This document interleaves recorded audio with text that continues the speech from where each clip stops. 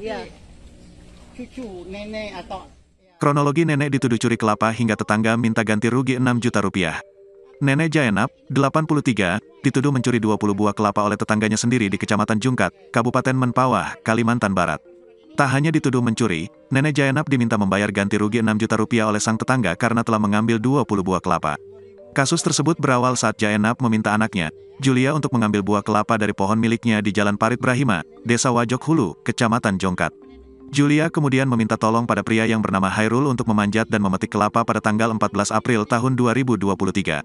Namun Nenek Jaenap malah dituduh mencuri buah kelapa dan dilaporkan ke polisi pada tanggal 18 April tahun 2023.